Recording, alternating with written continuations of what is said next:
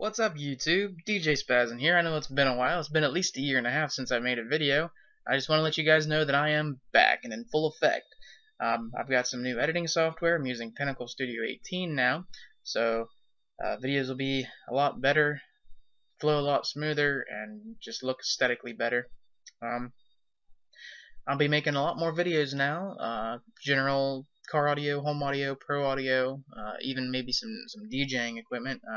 I'm a full-time DJ on the weekends through a company called Premier Productions. So I'll be able to do some cool DJing videos, show you what I do on the weekends and the equipment that we use. A lot of things have changed. The car is the same, but the equipment is far from it.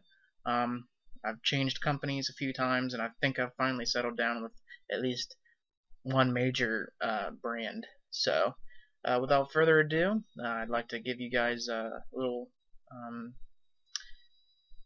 quick little video. I always say quick, but it's not gonna be quick. I'd like to give you guys the new and improved Hyundai Sonata and what some of the equipment is. The first few clips are just an overview showing you what's changed generally, and then I'll pop in a couple clips, maybe some flex, because it flexes a little bit. So without further ado, djspazzin here, signing out. Enjoy the video, guys. Thanks.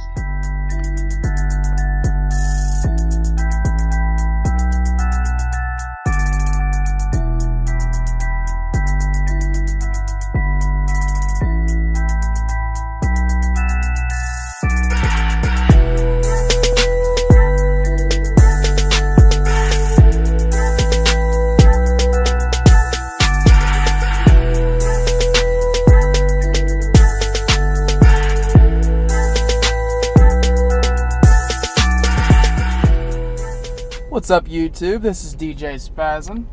You just saw my little intro video. Basically, we're in the car here, just showing off the new build. Last time there was a video made, I'm pretty sure I had the 4th order with the two SA12s, Sundown SA12s. A lot has changed since then. A lot, actually. This past summer, we decided to try something else, and I was throwing around quite a few ideas, and I just kind of decided to go simple. Simple ported box, built to spec. I was having some trouble with Sundown quality, problems like that. I kept blowing the SAs. I think it was a mixture of just me clipping the hell out of them and my voltage, and so I'm obviously not talking any smack on Sundown, but I have to admit, since then I have become an American-based nut hugger. So without further ado, I'll give you a small walkthrough, and then I'll make I'll add a clip in of it playing. It's actually 10 degrees right now outside. We just got our first snowfall for the year 2015, so it's pretty daggone cold outside. I still have my Pioneer Avic Z120BT. This was the flagship 2 or 3 years ago, I believe. Pioneer's obviously done much bigger and better things since then, but it still holds up to its name, and it's still a great unit. Does everything I need it to. I still have my ghetto rigged tweeters, even though they do perform. I'm running into a problem now where it's kind of inevitable that I'm going to have to upgrade to something that can handle some power, and we'll get to that in a minute. Recently, I switched out the MB Cork component set for the American-based VFL 6.5 Pro Mids. They run active off of a Hyphonics Son of Boltar 2-channel. It's 500 watts. Each side is seeing about 150. There's nothing else ran to them, so I believe they're at a 4 ohm load altogether, both sides included. I have no rear fill yet. I'm probably just going to do some American-based SQ, coaxials or something in the back deck. I don't have any preferences really. Like I said, I just put the VFL in, so there's just a little passive crossover to keep my tweeters from blowing. Unfortunately, during long periods of sustained cranking it and demoing, my tweeters cut out. So, and it used to happen with the MB Cork component set, and I think that's just the quality of tweeter is shit. So I'm gonna upgrade to some of the American base 1-inch bullet tweeters. I can't remember. I think they're the SQ5 MBT or something like that. They're just a little 1-inch bullet tweeter, very clean. And I'm gonna somehow incorporate that into my little sail there. I might have to get my hands dirty with some fiberglass, but we'll cross that bridge when we get to it. Running a Pack LC1 from now on. This is, actually I should take that back. I'm about to change that. I missed my Clarion EQ. This head unit does have 4-volt outputs, but the Clarion had 7, so I was definitely getting a lot better sound quality and a lot less voltage draw from the amplifier. I'm still running the Crunch Ground Pounder 3000K Pro, and like I said, I'm also running the Hyphonics 500 watt 2-channel, and that little bastard pulls some power, more than a Highs amp should, but I guess that's what I get for wanting to run American-made quality amplifiers on my high end. I'm going to pan back here to the back just a quick more time. You can see a little bit of blue. There's actually LED strips underneath the trim there, and they're also ran into the trunk. There's a problem with that. When we used the hot glue to mount them, I think we kind of messed up one of the LEDs in the strip, so now all the red is out.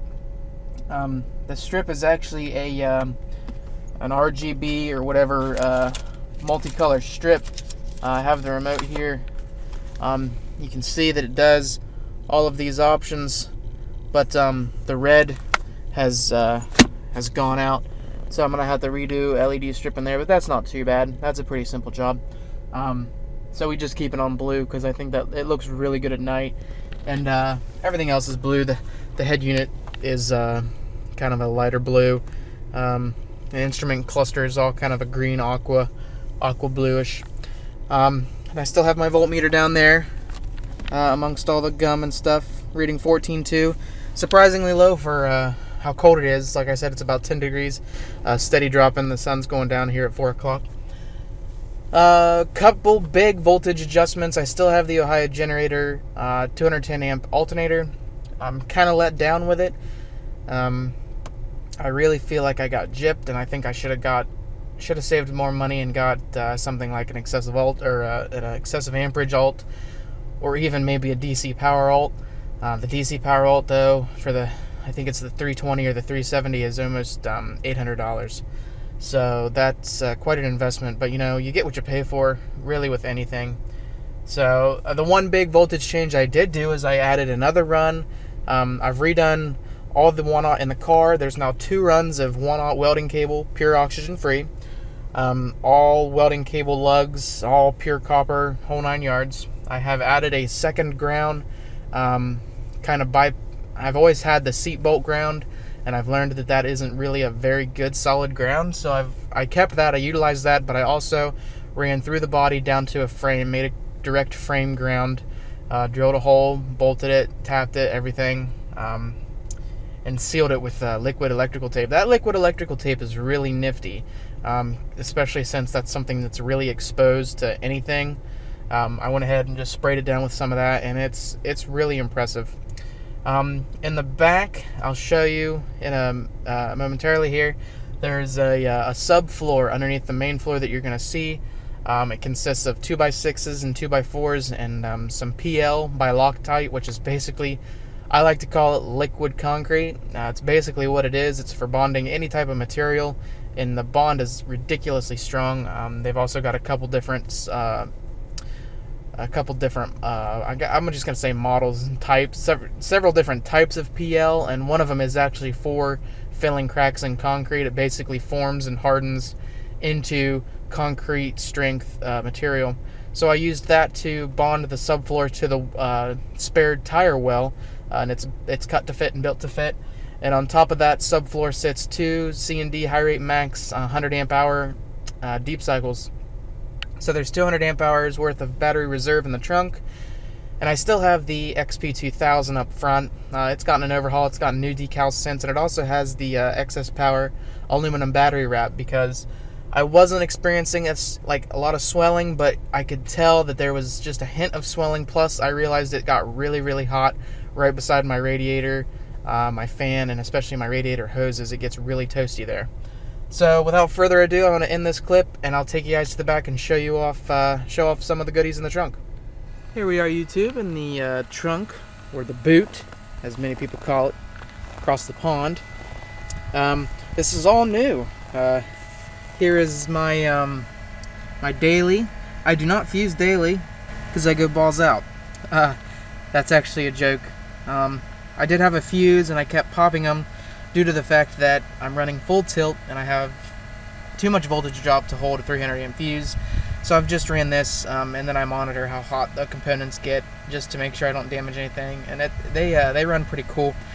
And that's because this amplifier rack is not completely sealed, but it does have some air movement.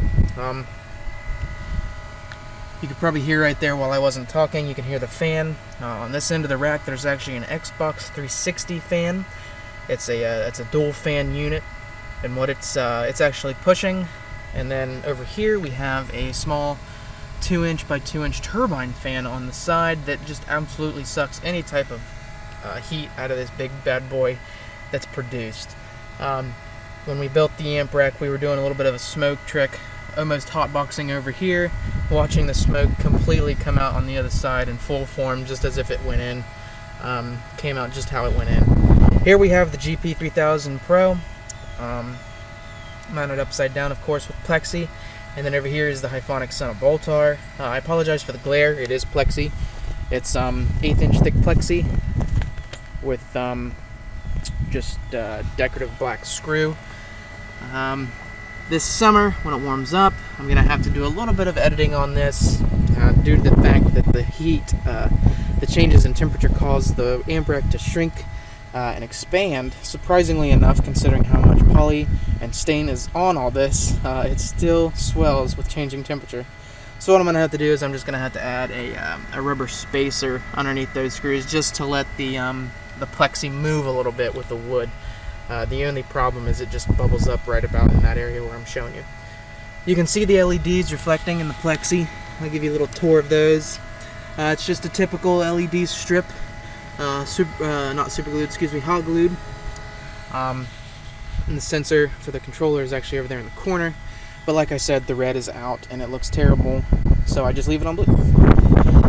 Inside the trunk upholstery, I've actually had a lot of wires ran. I installed a backup camera recently, which has been pretty convenient. I'm not gonna say life-saving because I didn't really think I needed it, but for speed and agility getting out of tight city parking spots, there's nothing better. So that's it for the trunk. Like I was saying, here's the floor. You can see it's all wrapped in carpet, and underneath it is the subfloor. I'll post a picture up right here in the corner just so you can see what it looks like. But that's what the trunk looks like